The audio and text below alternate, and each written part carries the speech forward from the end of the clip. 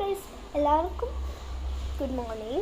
അപ്പോൾ ഞാനിന്നൊരു day in my ലൈഫായിട്ടാണ് വന്നിരിക്കുന്നത്. Day in my life ചെയ്യാനാണ് ഞാനിവിടെ വന്നിരിക്കുന്നതെന്ന് പറഞ്ഞാൽ ഇന്നൊരു വിശേഷം എന്ന് പറഞ്ഞാൽ ഇന്നിവിടെ പറയുവാണ് അമ്പലത്തിൽ. സോ ഗൈസ്, അതിൻ്റെ ജോലിയിലാണ്. ഫസ്റ്റ് തന്നെ ഞാൻ തൻ്റെ കുറേ പൂവൊക്കെ പിച്ചി ഇങ്ങനെ വെച്ച് തുളസി കഴിയും വേറെ ഏതൊരു പൂ. അടുത്ത ജോലിയാണ് എനിക്ക് ഈ പഴം ഇങ്ങനെ എടുത്തിടാൻ. അപ്പം നമുക്കത് ഒരുമിച്ചിരുന്ന് ചെയ്യും. അങ്ങനെ നമ്മൾ കണ്ട് ഇങ്ങനെ ചെയ്യുന്നത് ഇങ്ങനെ എഴുതണമെന്നാണ് എൻ്റെ അമ്മ പറഞ്ഞത്. നമുക്ക്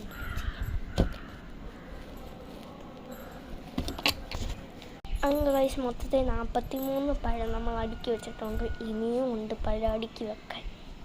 ഇത്രയും പഴമാണ് ഇനി നമുക്ക് പിച്ചാനുള്ളത്. ഉണ്ടോ, ഇനി ഒരു കൊലയും കൂടെ ഉണ്ട്. ആ കൊലയും കൂടെ തീർന്നു കഴിഞ്ഞാൽ നമ്മൾ ജോലി ഇവിടെ അവസാനിക്കും കേട്ടോ. അപ്പം നമുക്ക് പിഴുതെടുത്തിട്ട് വരാം. മാതാജി പറഞ്ഞു ഇത്രയും മതി, ബാക്കി പിന്നീട് ആയിക്കോട്ടെ. ഇനി അടുത്ത എന്തെങ്കിലും ജോലി ഉണ്ടോ എന്നറിയാനായിട്ട് ഞാനിവിടെ വെയിറ്റ് ചെയ്യണം കേട്ടോ. അങ്ങനെ കേസ് നമ്മളിട്ടൊക്കെ കഴിച്ച് ഇട്ടിരിക്കുകയാണ് കേട്ടോ. സോ ഗേസ്, ഇപ്പം നമ്മൾ നോക്കിയാൽ കാണാം വീട് കട്ടിച്ച് കയറുന്ന പോലെയാണ്. നമ്മളിങ്ങനെ പറ വരുന്നതും കാത്തിങ്ങനെ ഇങ്ങനെ നിൽക്കുക. അങ്ങനെ കേസ് നമ്മളെല്ലാം ഒരുക്കി ഇവിടെ കാത്തി നിൽപ്പുണ്ട്. ഇത് പറ അവിടെ ആയിട്ടുണ്ട് കേട്ടോ. ഇച്ചിരി നേരം കൂടെ കാത്തിരുന്ന് നമ്മുടെ പറയും കൂടെ എത്തുവേ. അങ്ങനെ കേസ് പറക്കാർ വന്നിട്ടുണ്ട്. ഇനി നമുക്ക് നേരെ പറ വന്ന് ആനയൊക്കെ വന്നിട്ട് നമുക്ക് കണക്കി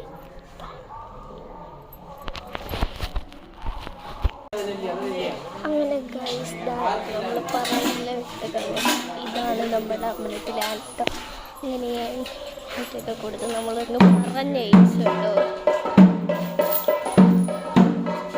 അങ്ങനെ ഗൈസ് നമ്മുടെ ആനയും പറയും നമ്മുടെ അമ്പലത്തിലെ ദേവിയൊക്കെ വന്നിട്ട് ഒട്ടന്നെ അങ്ങ് പോയി ഗൈസ്. കാരണം എനിക്ക് എത്രയ്ക്ക് സന്തോഷമേറിയ ഒരു ദിവസമാണ്. കൂടാതെ ഞാൻ വരിയിട്ട് അടയാളമാണ് ഗൈസ്. ഈ അടയാളം എനിക്കിപ്പോഴും ഓർമ്മയുണ്ട്. ഞാൻ ചവിട്ടിപ്പോയി, സോറി. അപ്പം എല്ലാവർക്കും ഇഷ്ടപ്പെട്ടെങ്കിൽ വീഡിയോ ലൈക്ക് ചെയ്യും, ഷെയർ ചെയ്യും, കമൻറ്റ് ചെയ്യുക. സോ അപ്പം സബ്സ്ക്രൈബും ചെയ്യണം. അങ്ങനെ എനിക്ക് വേണ്ടതൊന്നുമല്ല. അപ്പം എല്ലാവർക്കും ബൈ. ഞാൻ അടുത്ത വീഡിയോ ആയിട്ട് വീണ്ടും വരുന്നതായിരിക്കും. Okay, bye bye.